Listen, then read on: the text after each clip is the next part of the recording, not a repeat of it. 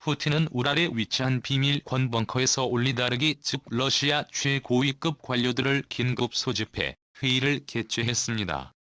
이날 푸틴은 크게 분노하며 1에서 4일 안에 전쟁이 끝날 것이라 예상했으나 우크라이나 젤렌스키의 결사항전에 크게 당혹해한 것입니다. 당초 키예프 접수를 예상했으나 러시아군 지휘체계도 작동하지 않는 등 이상한 조짐이 발생하고 있습니다. 심지어 이날 회의에서 전술 계획이 없어 러시아가 할 수 있는 것들을 모두 소진히 버려 러시아 당국은 램프 및 저한 상황입니다. 현재 러시아는 전쟁 비용으로 하루에 200억 달러가 소모되고 있고 미사일은 3에서 4일가량 사용할 분량밖에 남아있지 않은 상황이어서 아껴서 사용하고 있다고 합니다.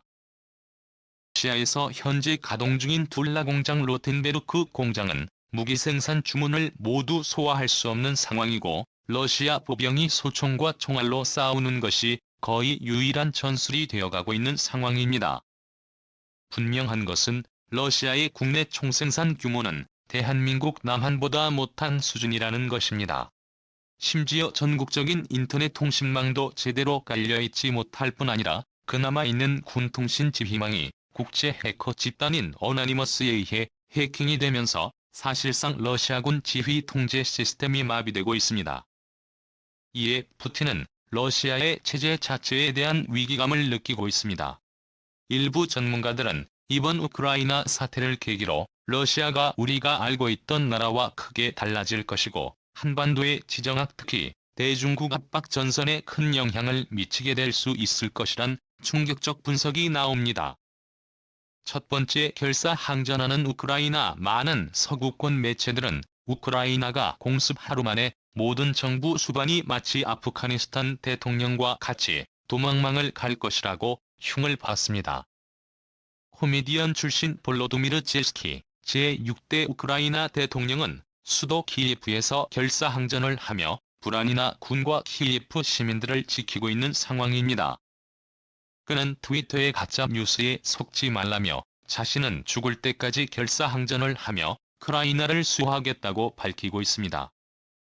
젤렌스키 대통령은 수도 키예프에 머물면서 미국 측이 제안한 대피 비행편을 거절하면서 그의 결사항전 의지의 세계적인 지지와 존경을 받고 있습니다. 이에 러시아는 당혹해하고 있습니다. 당초 우크라이나 대통령을 비롯한 내각이 우크라이나를 탈출할 것을 예상했기 때문이며 많은 우크라이나 시민들이 총을 버리고 투항할 것으로 예상했기 때문입니다. 그러나 우크라이나 곳곳에서는 민병들이 총을 들고 일어나 러시아군과 대항하고 있는 상황이며라는 시민들이 가족과 자신들이 지내온 땅을 지키기 위해 최선을 다하고 있습니다. 마치 한국인들의 결사항전 의지의 병과 흡사한 모습을 보이고 있는 것인데요. 이에 러시아 측은 크게 당혹해하고 있습니다. 하루면 우크라이나 수도 키예프가 점령당할 것이라고 관측했으나 시간이 더 오래 걸릴 것 같기 때문입니다.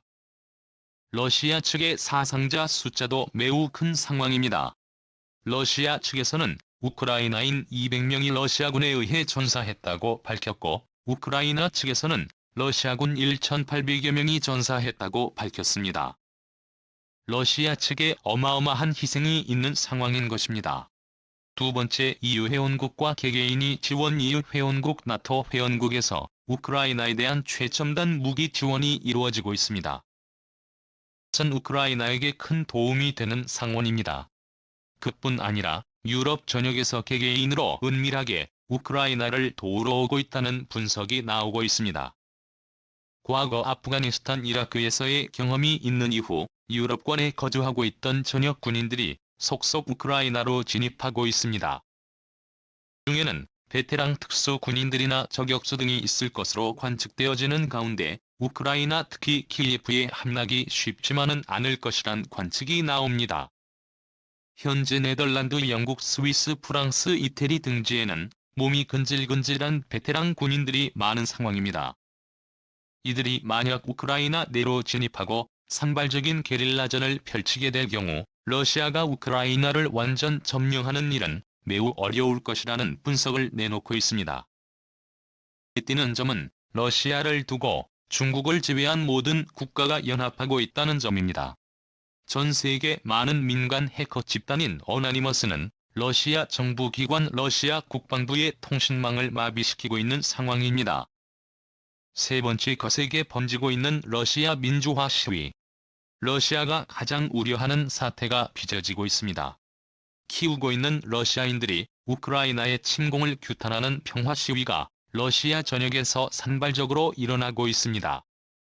우크라이나인과 러시아인은 엄연히 다른 민족이 다른 언어를 사용하지만 같은 민족 계통의 슬라브 계통의 민족으로서 러시아와 우크라이나인들 간에는 갈등도 있지만 시민들 간에는 어느 정도 유대감이 있는 상황이었습니다.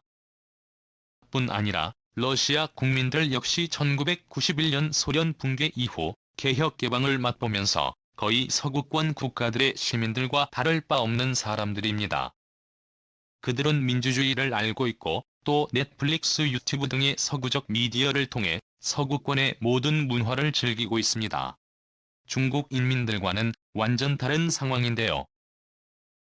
러시아인들은 다시 구소련 시절 인터넷과 모든 서방의 자본이 차단된 상황을 매우 우려하고 있습니다. 순식간에 북한의 상황으로 돌아가 버리기 때문입니다.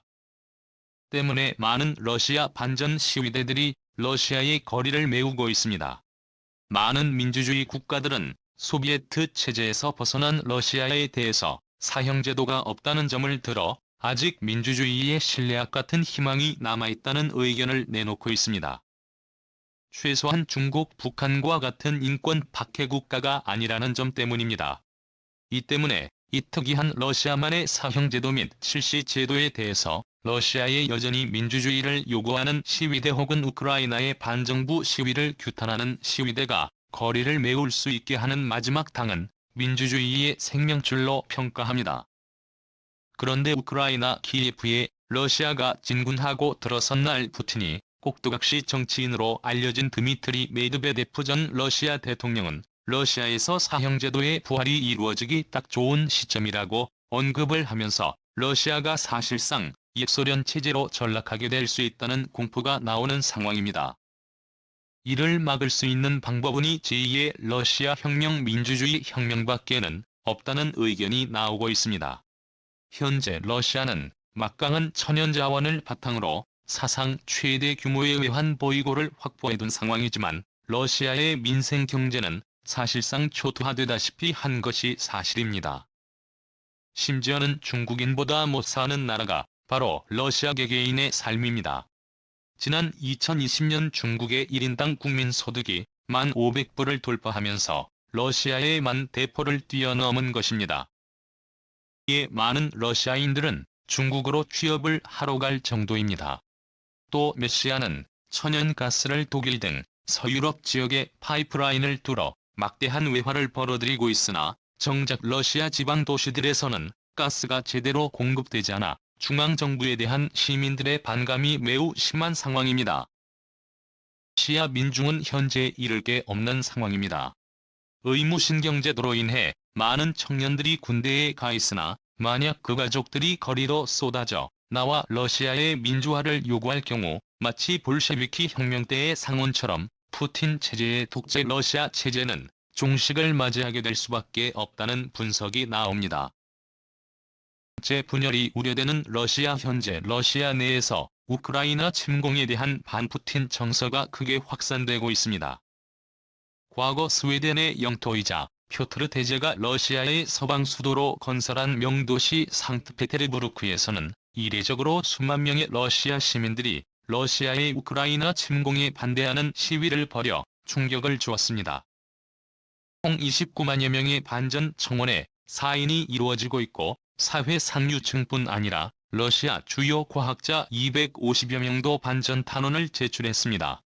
러시아의 소셜미디어 등에는 우크라이나 침공에 항의하는 러시아 국민들의 목소리가 점점 거세지고 있습니다. 일부 군대에서는 푸틴 이하다라는 명령체계가 작동이 안 되고 있다는 내부 소식통이 나오는 상황입니다. 사실상 러시아 집권당 군부 집권 여당 러시아 전반적인 여론이 반푸틴 정서 반전 정서가 생기고 있는 상황인데요. 현재 러시아는 4개의 지역에 서로 다른 지역 정서가 자리 잡아가고 있습니다. 모스크바를 중심으로 한 수도권 그리고 상트페테르부르크를 중심으로 한 탈퇴 권유 그리고 살기 좋은 기후의 소치올림픽을 개최한 바 있는 흑해 연안으로 구분됩니다. 그런데 지난 2011년 러시아 총선거에서 러시아가 양분되는 모양새가 형성되고 있습니다. 러시아가 우랄 산맥을 기준으로 동쪽과 서쪽 지역에 서로 다른 정치 구도가 만들어지고 있기 때문입니다. 우랄 산맥을 기준으로 한반도와 가까운 동쪽 지방에는 반푸틴 정서가 형성되고 있는 것입니다. 극동 러시아 지방은 그동안 에너지 공급망에서 차별을 받아왔을 뿐 아니라 개발에서도 소외가 중국 자본이 해당 지역을 잠식해가는 추세였습니다. 러시아 모스크바보다 북경이나 한국 서울이 더 가까울 정도로 이 지역은 러시아 중앙정계가 뿌리내리기 어려운 상황입니다. 그뿐만 아니라 지난 2020년에는 극동 러시아의 가장 큰 대도시인 하바롭스크에서 대규모 반정부 시위가 일어나면서 러시아는 사실상 분열의 우려에 직면했다는 분석이 나오고 있습니다. 만약 러시아가 동과 서로 나뉘어지게 된다면 한국과 가까운 동쪽 지역은 친미 성향 방송 성향이 강한 지역이 될 것으로 보입니다. 자칫 러시아의 해외 침공이 자국의 분열로 이어질 수 있다는 경고가 나옵니다. 이는 결과적으로 한반도 북부의 러시아라는 강력한 세력이 사라지고 과거 1920년 1922년 사이에 한반도 북부와 접하고 있던 나라인 셀리나 우크라이나가 다시 부활하게 될 수 있을 것이란 충격적 분석까지 나옵니다. 현재 북한의 붕괴 시 러시아 중국 미국 유엔의 4개국 분할 통치 방안이 유력하게 검토되고 중국에 의해 제안된 바 있습니다. 거기에서 러시아가 빠지게 될 수 있고 러시아라는 강력한 세력과 한반도 사이의 완충지대가 형성될 수 있을 것이란 기대감이 나옵니다. 러시아는 92년 수교 이후 한국과 우호적인 관계를 유지해오고 있으나 러시아는 일본에게 1900년대 초 한반도 분할을 제안한 나라이며 한국전쟁 직전 38도설에 직접적 책임이 있는 나라이기도 합니다.